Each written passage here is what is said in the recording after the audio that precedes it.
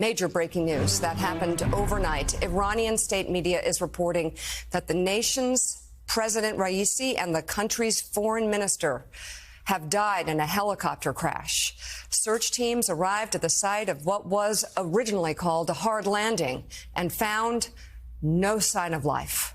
According to a news outlet affiliated with the Iranian government, 7 other officials were on board the aircraft at the time of the accident.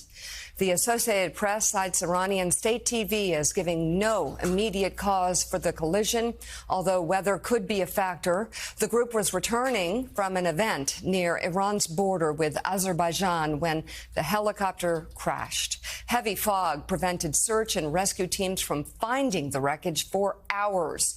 A hardline conservative within the Iranian political landscape, Raisi had been Iran's president since 2021. David Ignatius, your thoughts and concerns given this breaking news? So, Mika, at a time when there's war and instability across the Middle East, This adds one more element.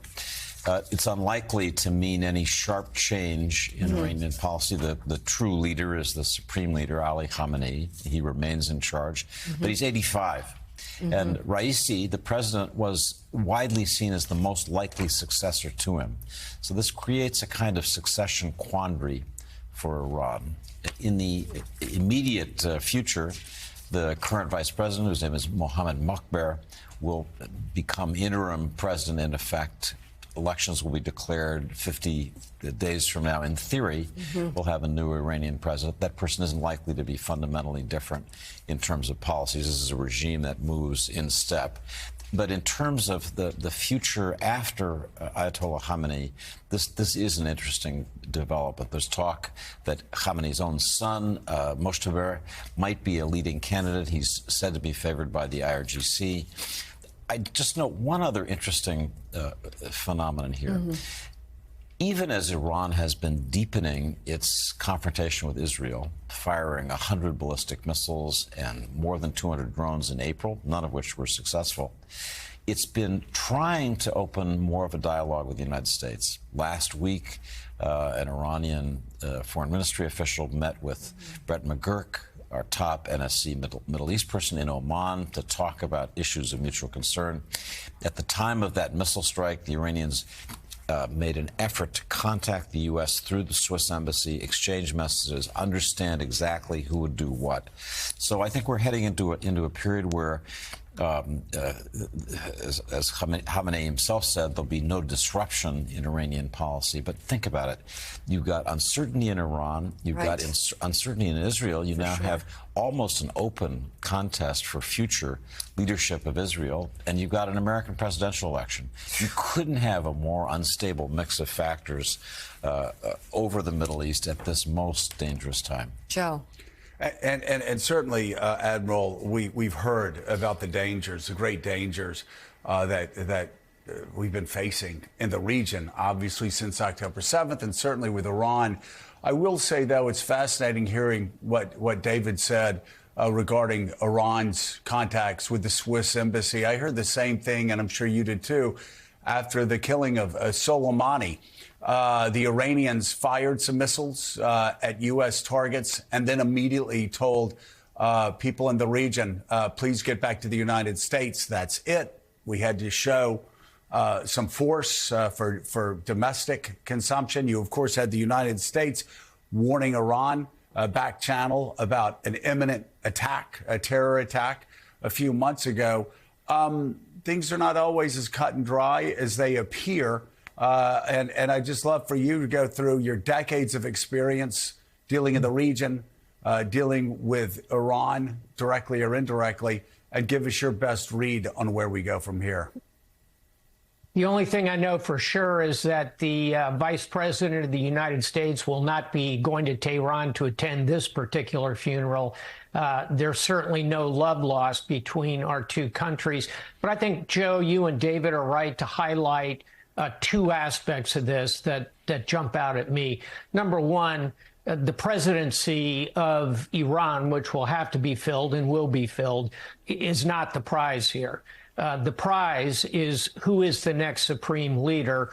Khamenei, the current incumbent, has cancer, mid-80s, Certainly, that's going to come sooner rather than later.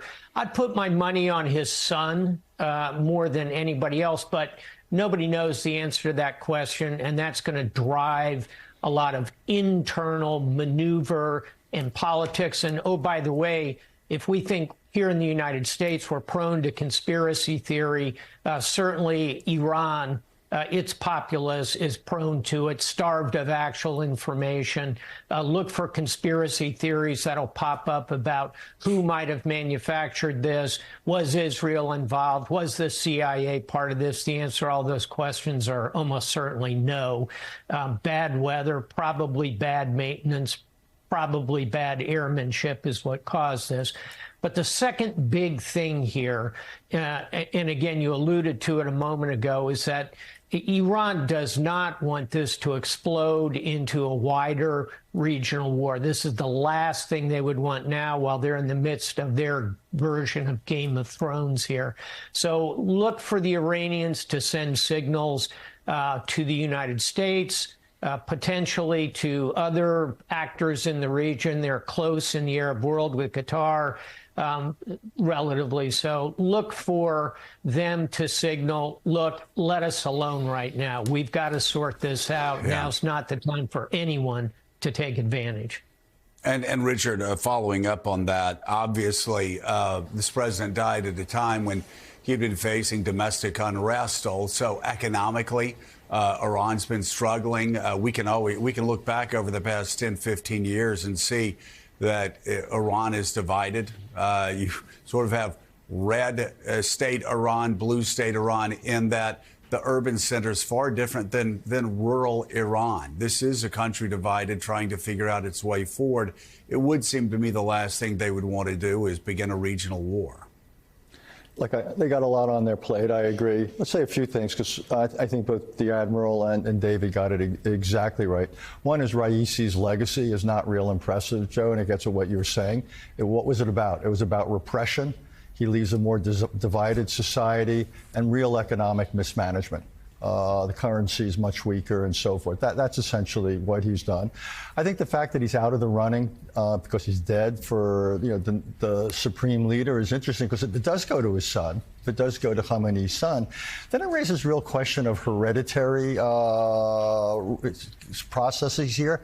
And the question is, does that detract from the legitimacy of the supreme leader? So I think the death of the president has almost no impact in the short run, because the president doesn't have a lot of authority over the things we would talk about on the show, national security and so forth. It's more of a domestic role. The real question is what implications does it have for the long-term legitimacy of the regime? And it gets at the splits within the society. My own guess, though, is this regime probably has, unfortunately, more staying power or continuity than any of us would like to see. Yeah, no doubt about that. David Ignatius, so following up, I think fascinating insight by Richard when he's talking about how if being the supreme leader of Iran is more hereditary, that further weakens, at least in the eyes of Shia in that region, the standing of at least religiously leadership in Iran compared to Sistani, who's still in Iraq, who still really is seen as the supreme Shiite leader. And this sort of hereditary pass down would, I think, possibly even weaken Iran's ultimate influence in Iraq. So, Joe, to me, Raisi, the president now dead, was a symbol of a regime that in many ways is running out of gas. He was not a distinguished cleric. He wasn't somebody whose religious views were taken seriously. He was the enforcer. He was a judge. He was the person who, when Ayatollah Khomeini wanted to clean up in the late 80s, was assigned the judge of basically being the hanging judge, and is said to have sent to the execution more than 1,000 people. He was the reliable servant of the revolution, but he didn't enhance or expand that revolution. And during his time, as president. We saw young Iranians just an explosion of celebrating personal freedom, women taking off their headscarves, throwing them away, risking, at least for some weeks and months, being arrested. For a long time, the regime couldn't get that back under control. So, as a Western diplomat has said to me once, you need to think of Iran as being on a one-way street. That street is toward the end of the regime. How fast it will go down that street, hard to tell. It could be many, many years. They're still very powerful. But there's no sign of this regime really rehabilitating itself in the eyes of its people. Raisi was not a charismatic person. And there's little likelihood that the successors who come into place now will be any more so. The White House, of course, carefully watching developments unfold here. It was about a 12-hour or so search before these rescue crews found the helicopter, downed helicopter, no signs of life. And those that I spoke to in the last 24 hours or so really concerned that Iran would try to point the fingers elsewhere for this crash, namely at Israel, suggesting that they'd rather push this conspiracy that someone else did this rather than accept fault, that they couldn't protect their own president, that it was just simply a crash. That, to this point, has not happened in any real way.